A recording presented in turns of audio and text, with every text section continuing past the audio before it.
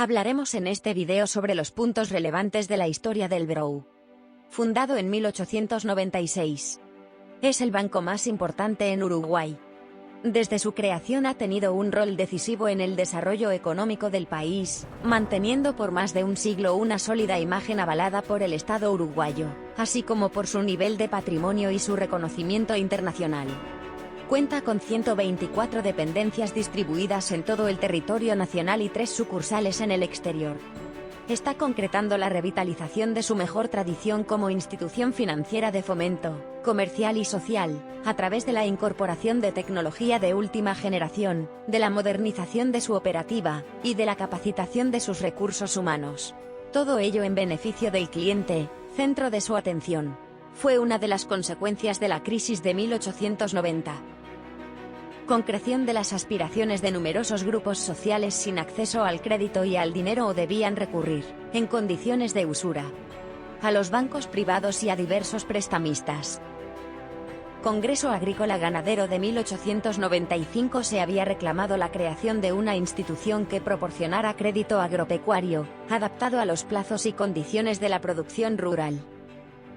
Varios grupos urbanos reclamaban la difusión de crédito bancario que alcanzara a industriales, pequeños comerciantes, empleados públicos y patriciado empobrecido. El BROU abre sus puertas el 22 de octubre de 1896, a las 10 de la mañana, en las calles Cerrito y Zabala, Casa Central. Con 54 funcionarios. Primer depósito, del presidente de la República. Puso en circulación billetes, que fueron rápidamente absorbidos por la plaza. Primeras sucursales abiertas: Mercedes, Salto, Paysandú, Durazno, San José, Melo, Minas, Canelones, Florida y Rosario. La Carta Orgánica del banco disponía que debía establecer sucursales en todas las capitales de departamentos en el plazo de un año. En noviembre de 1896, y en marzo de 1897 se clausuraron temporalmente sucursales, y suspendieron las operaciones en el interior del país.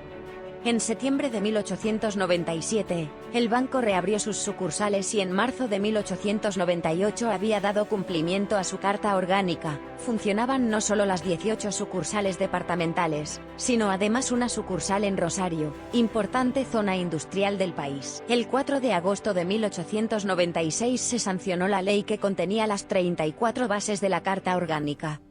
Se constituyó como empresa mixta, con un capital autorizado de 12 millones de pesos nominales representativos de 10 millones de pesos efectivos, a integrarse en 2 series de acciones.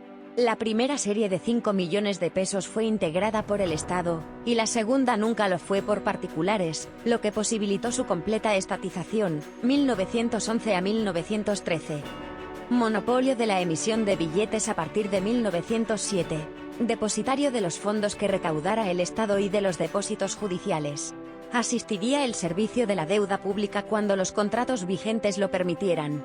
En 1913 sufrió una crisis, y debió enfrentar retiros de depósitos y conversión de sus billetes a oro. Se consolidó como la pieza fundamental del sistema bancario nacional. En 1914 con el inicio de la Primera Guerra Mundial se suspendió el funcionamiento efectivo de patrón oro. Se prohibió la conversión a billete y los movimientos internacionales del oro. En 1918 el banco otorgó un crédito a Inglaterra y Francia para facilitar la venta de los productos pecuarios nacionales. El BROU emitió moneda contra estos créditos que fue prorrogada por sucesivos decretos, hasta el cobro de los créditos. Luego de la guerra aconteció una crisis y caída de los precios de exportación. El BROU apoyó al sector agroecuario, y lideró refinanciación de las deudas de productores con el sistema bancario. Durante los años 20 el Banco Oficial intentó sostener el valor de la moneda, intervino en el mercado de cambio llamada Batalla del Peso, si bien no lo pudo mantener respecto a las divisas extranjeras logró estabilizarlo. Crisis de 1929, se instrumentaron los complejos mecanismos de intervención en el mercado de cambios, y de administración de la deuda pública que inauguraron el llamado régimen de economía dirigida. En 1935 se dividió, creación de un departamento bancario y un departamento de emisión. En Segunda Guerra Mundial el banco incentivó la captación de ahorro, aumentando las tasas de interés que pagaba por los depósitos, y restringió sus préstamos para contrarrestar presiones inflacionarias.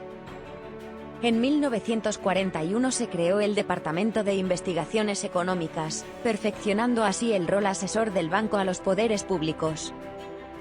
En 1965 se separó del Departamento de Emisión del Banco de la República, y transformó en el Banco Central del Uruguay, creado a partir de la Constitución que entró en vigencia en 1967. El modelo de crecimiento se agota a mediados de la década del 50.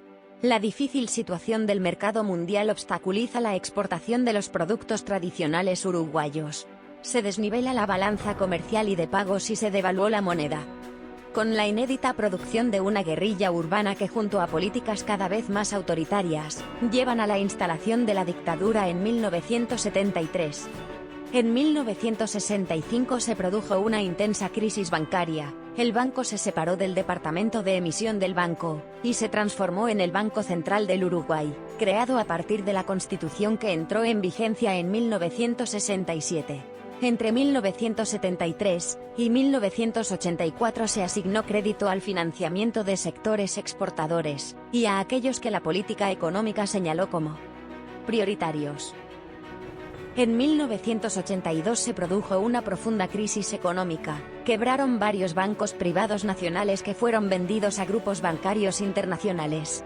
Se agotaron las reservas del Banco Central, se devaluó la moneda con quiebre del sistema de tipo de cambio conocido como la tablita. Con el abrupto aumento del dólar, gran parte del apto productivo vio aumentadas sus deudas. Debió sostener el maltrecho y endeudado apto productivo nacional a las necesidades del gobierno e intervenir en el mercado de cambio para estabilizar la cotización del dólar.